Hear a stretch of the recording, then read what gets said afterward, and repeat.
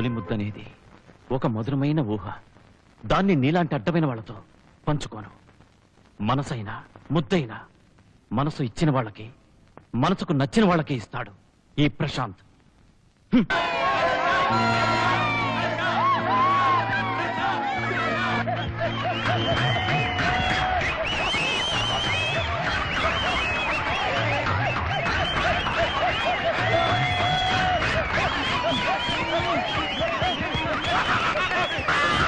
బాబు రమేష్, గుడికి వెళ్తున్నావా?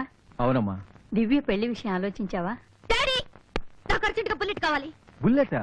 అది నీకొద్దమ్మా, అది కుర్రాళ్ళ బండి. ఓ డాడీ, నేను అడిగేది రివాల్వర్ లో బుల్లెట్. నీకెందుకే దివ్య? నేను వాడిని విడిచిపెట్టన్నానమ్మా.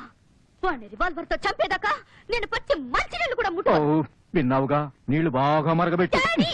ఏం జరిగింది చెప్పు. వాడేమో నన్ను అందరి ముందు అవమానం చేశాడు. అవమానం అంటే? అందరి ముందు నన్ను గట్టిగా పట్టుకుని పట్టుకుని పట్టుకుని పట్టుకుని ఏం చేశాడు? ఏమీ చేయలేదు. అమ్మో, ఇది చాలా అవమానం. నువ్వు ఆగరా, అమ్మాయిని చెప్పని. Hello uncle. Hello hello Harshad, బాగున్నావా? అరే, ఆరోగ్యం ఎలా ఉంది? First class. మరి ఆ పెదాలు చెరుకు గానుగలో వేసినట్టు అలా నలిగిపోయాయేమిటి? అది బాక్సింగ్ ప్రాక్టీస్ చేస్తుంటేను. అన్నట్టు మీ డాడీ ఎప్పుడు వస్తున్నారు? Next month. I see. Good good, very good. నేను అలా గుడికి వెళ్ళి వస్తాను.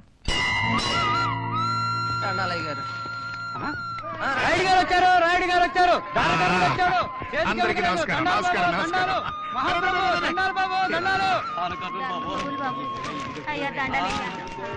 స్వామి, తమరు లేకపోతే మాలాంటి బతుకులు ఏమైపోవాలా? అంత మాట అనకండి అన్నయ్య గారు. నేను మీకంటే పరమ బీద బికారిగాండి అనుకుంటున్నాను. ఎందుకంటే భగవంతుడు నాకు ఎంత డబ్బిచ్చాడో నాకే తెలియదు. కానీ పెద్దది నాకు రెండే చేతులు ఇచ్చాడండి. అదే భగవంతుడు నాకు 5-6 చేతులు ఇచ్చుంటే మనస్ఫూర్తిగా నా ఆస్తినంతా మీకందరికీ దానం చేసి ఉండేవాడిని. ఏమిటో దేనికైనా ప్రాప్తం ఉండాలి. ఆ పుణ్యాత్ముడికి అన్ని ఉండి కూడా మనలాంటి పేదల మీద ఎంత ప్రేమ, ఎంత దయ. అమ్మా, నాకు నువ్వు ఆస్తి, ఐశ్వర్యం, అంతస్తు అన్ని ప్రసాదించావు. కానీ ఇది నీకు న్యాయమా చెప్పు? ప్రతిరోజు నీ గుమ్మం ముందు ముష్టివాడిలా నిలబడుతున్నానే, గుండెలు బద్దలయ్యట్టుగా మొర్రపెట్టుకుంటున్నానే. అమ్మా, నేను నిన్నేమన్నా మళ్ళడిగానా, మాన్యాలు అడిగానా? నాకు ఉన్నది కూడా వద్దు అని అందరికీ దానం చేస్తున్నానే. నట్టింటూ కళకళ కళకళలాడుతూ తిరిగే కోడల్ని ప్రసాదించమన్నాను. కట్ట కానుకలు కూడా వద్దు వద్దు వద్దు అని అందరికీ చెప్తూనే ఉన్నాను కదా. తల్లి, ఆ లక్ష్మీదేవి లాంటి కోడల్ని నాకు ప్రసాదించు తల్లి.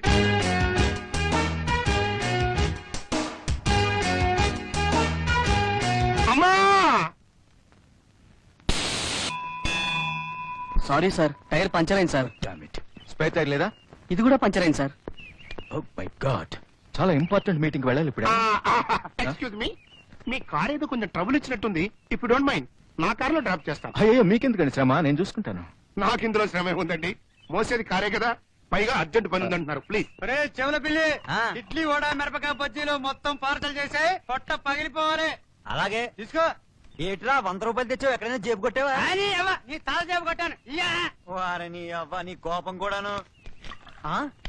రే, ఈ నోటి చల్లదు. ఒకే తెల్లకాయతం, ఒకే బతుకాయతం. ఇంకోసారి వచ్చావంటే పోలీసులు పడితే ఇలా.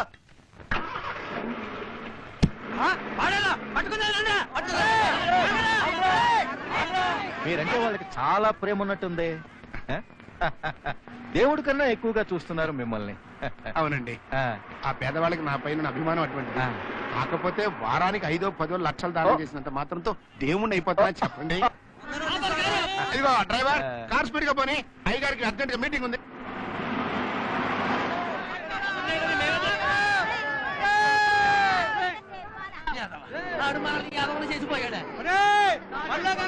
కాలు చేసి మీరు కొడతావరా? మమ్మల్ని మోసం చేస్తావరా? దొంగ నోట్లు ఇస్తావరా? ఇంతకు ముందు ఎప్పుడు చూడలేదు మిమ్మల్ని. ఏం బిజినెస్ చేస్తున్నారు? బిజినెస్ పాడా ఏదోనండి. 5-10 బట్టల మిల్లు ఉన్నాయి. సింగపూర్ లో షిప్పింగ్ కార్పొరేషన్, ఒక చిన్న ఎయిర్ టాక్సీ, అమెరికా జపాన్ లో చిన్న చిన్న కార్ల ఫ్యాక్టరీలు. ఏదో బండి నడిచిపోతుంది. బండి నడిచిపోతుందా? భలే తమాషాగా మాట్లాడతారే. ఈరోజు సాయంకాలం మీ ప్రోగ్రామ్ ఏంటి? వేరే ప్రోగ్రామ్ ఏం లేదండి. పార్క్ హోటల్లో dinner. Okay. Long live our friendship Rayudu గారు.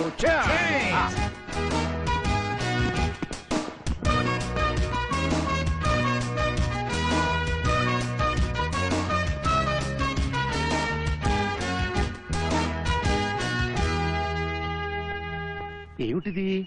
ఇతను చాలా కరెక్ట్ అయిన మనిషే. తనతో టైం అంటే టైమే. ఇవాళ ఎందుకు ఆలస్యమైందబ్బా? అదిగో వస్తున్నారు. చెప్పిన డైలాగులు నీకు గుర్తున్నాయి కదా, అడుగుతున్నాను. అలాగే అలాగే. అసలు ఏమిటయ్యా నీ ఉద్దేశం? పంతులు, నన్ను అర్థం చేసుకోవా? నన్ను ఒక గాడిద కిందను కక్కుర్తి వదకుందని జమ కడతావా? రాయుడు గారు, ఏమిటి సమస్య? చాలా చిరాగ్గా కనిపిస్తున్నారు. కనిపించక ఏం చేయమంటారు గుప్తా గారు? ఈ పంతులకి ఎన్నిసార్లు చెప్పానండి, ఎన్నిసార్లు చెప్పాను. కేవలం గుణవంతురాలైన కోడలే కావాలి, కట్టుగుడ్డలతో వచ్చినా పర్వాలేదు, కట్న కానుకలు అక్కర్లేదు అని. మరి ఇప్పుడు ఎవరో కోటీశ్వరుడు కూతురిని తీసుకొస్తున్నాడండి. అంటే ఆ కొడుకుని డబ్బుతో కొనాలనే కదా? అయ్యా, డబ్బుతో గుణం గౌరవం కొనగలంటండి. రాయుడు గారు, మీరేమీ అనుకోనంటే నాదో చిన్న సలహా. చెప్పండి గుప్తా గారు. అనుకోవటం ఏమిటి? అది మీ జన్మ హక్కు. మీకు కావలసిన లక్షణాలతో నాకు తెలిసిన ఒక అమ్మాయి ఉంది. ఎవరండి? ఎవరండి?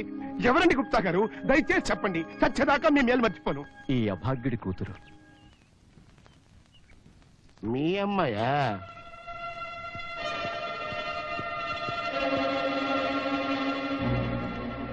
రాయుడు గారు, మాట్లాడరే. ఇది నా ఆలోచనే, అంత బలవంతం లేదు. I not forcing you. Gupta గారు, ఈ రోజు నుంచి మీకు నాకు మధ్య ఉన్న స్నేహం cut. Bye.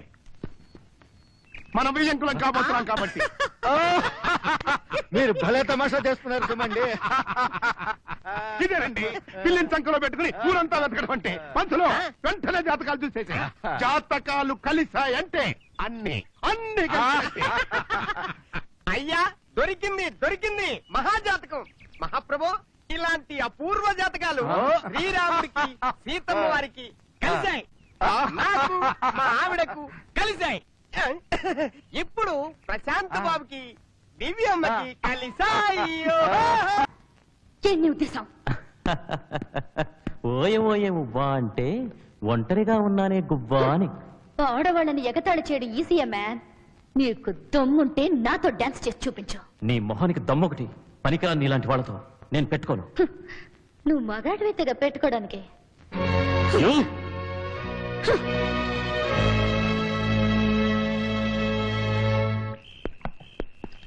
Good evening sir. ఆ, రండి కూర్చోండి. అయ్యగారు ఇప్పుడే వచ్చేస్తారు. అట్టగే. నాన్న, నన్ను ఇక్కడికి ఎందుకు తీసుకొచ్చావు? స్విమ్మింగ్ పూల్ లో ఈత నేర్చుకుందామని. మాడు పగల కొడతా, ఓవర్ యాక్టింగ్ చేయబోక. నేను నానా పిల్లి మొగ్గలు వేసి సంబంధం చటప్ చేశాను. నువ్వు నాశనం చేయడానికి వీల్లేదు. రా. అది కాదు నాన్న, అమ్మాయిని చూడనైనా చూడకుండా పెళ్లి ఎలా చేసుకోమంటారు? నీ ఫాదర్ ని నేను అలాగే చేసుకున్నాను. నువ్వు సన్నివి, నువ్వు కూడా అలాగే చేసుకుంటున్నావు. నేను చేసుకోను. చెప్పు.